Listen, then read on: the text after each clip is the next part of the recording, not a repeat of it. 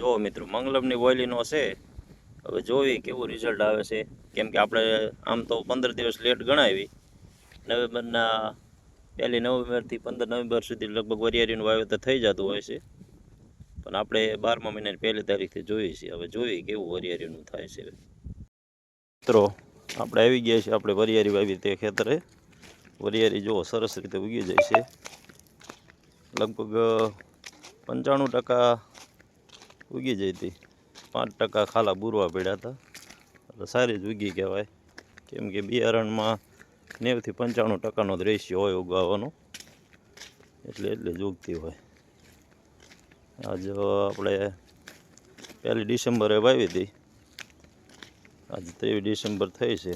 આવડી વરિયાળી થઈ છે. જોઈ શકો છો. એકદમ ઉગાવો જોરદાર કહેવાય. કેવો હોય તો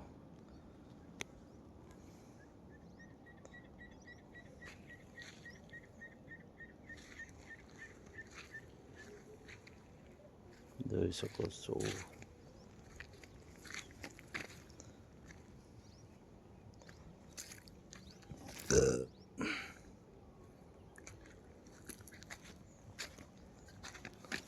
લગભગ 2 એકરમાં વરિયાળી વાવી છે. 1.5 એકરનો અજમો વાવ્યો છે. અજમો પણ 1 ડિસેમ્બરે જ વાવ્યો હતો. અજમો પણ સરસ ઉગી ગયો છે. અજમો સામા શેઢે છે. ત્યાં જઈને અજમો પણ દેખાડું કેવો અજમાનો ઉગાવો છે. અજમાનું તો જ વખત લગભગ 99% મારી સાઈડ કોઈ વાવતું હોતું નથી. આપણે અખતરો પૂરતો કર્યો છે 1.5 એકરમાં. જોઈએ હવે અજમાની ને વરિયાળીની ખેતી માથાકૂટ વગરની કહેવાય છે. એટલે આપણે એવી જ ખેતી પસંદ કરતા હોઈએ છીએ કે માથાકૂટ ઓછી થાય. કેમ કે આપણો ખેતીની પદ્ધતિ એવી છે કે ટાઈમે આપણે કામ બરોબર થતું હોય નહીં, એટલે બગડતું હોય. વરિયાળીને અજમામાં 1-2 દી આગું પાછું દવા છાંટવાનું, નીંદવાનું કે ઓછું હોય.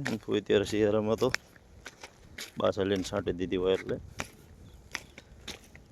જોઈએ હવે કેવી વરિયાળી કરવી છે. 2 વર્ષથી તો ખારા પાણીની વરિયાળી કરતો તો સરબત થાય એવી થતી હતી. આખેર થોડીક કંઈક ખર્ચા જોગ્ય થાય તો આખેર ખેતરે બદલું છે, પાણી થોડુંક મીઠું છે.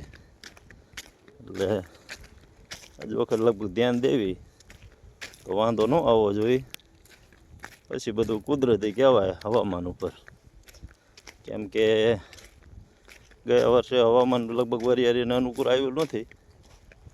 એટલે લગભગ ઉતારો પણ ઓછો આવ્યો હતો બધાને, અને ભાવ પણ પૂરતા નહોતા મળ્યા. એટલે હજુ વખત વરિયાળીનું વાવેતર પણ લગભગ ઓછું દેખાય છે. ગઈ સાલ જીરાના ભાવ 4,045 5,000 આવી ગયા હતા. જીરા વાંહે ઓણ ખેડૂત લગભગ ઝાઝા પડ્યા. જીરું એક જાતનું જુગાર કહેવાય ખેતીમાં. ખેતીવાળા એમ કહેતા હોય જુગાર જીરું એટલે જુગાર. જુગાર ખેલવો હોય જીરાને સારો કરાય. પણ એવું નથી હોતું. અત્યારે આ આધુનિક યુગમાં દવાઈઓનું ને એવું પ્રમાણ સારું આવી ગયું. એટલે જુગાર ઓછું કહેવાય. ખર્ચા જોગું તો વળી જ રહે. આ પાર કે ઓલે પાર વાળી વસ્તુ થાય.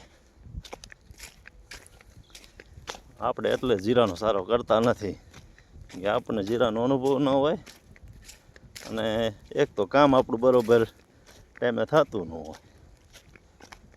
એટલે વરિયાળી અજમાની કરી છે કોશિશ આખેર. જોઈએ હવે અંતે આપણે ઢોરવાળા માણસ કહેવાય એટલે જાહેર તો કરવી જ તે. અહીંથી મિત્રો અજમો ચાલુ થઈ જાય છે. એટલો અજમાનું પણ એકદમ સરસ ઉતારો હોય. પહેલી વાર છે પણ અજમો બધો વ્યવસ્થિત ઉગી જશે. એક જ ધારો.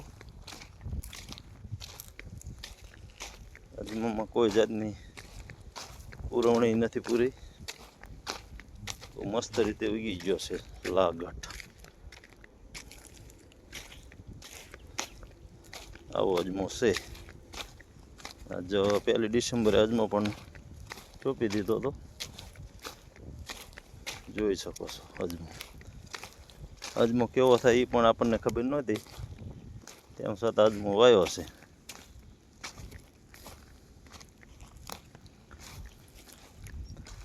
જો અજમો ધોરી હટતું બતાવીને હજી તો નાનો એટલે ન ખબર પડે કે એવો થાય. ધોરી હટતો બતાવી એટલે લગભગ ગાજર વરિયારી જેવો જ અજમો થાય છે એવું લાગે. એના છોડ ટૂંકમાં જો એના છોડ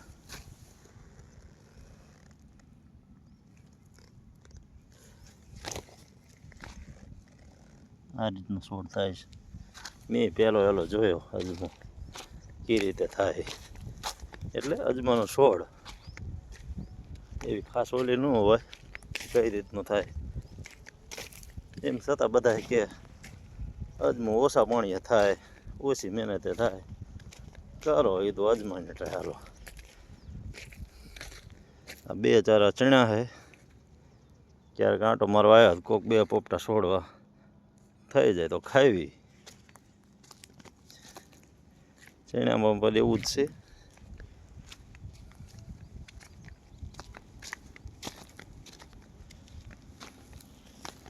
જોઈ શકો છો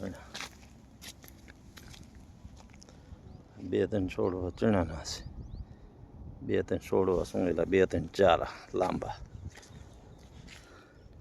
જો જીરાવાળા ભાઈ નિરીક્ષણ કરે છે, સામે દેખાશે નહીં જે તમને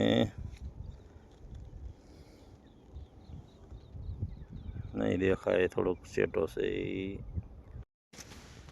મળશું મિત્રો હવે નવા બ્લોગમાં.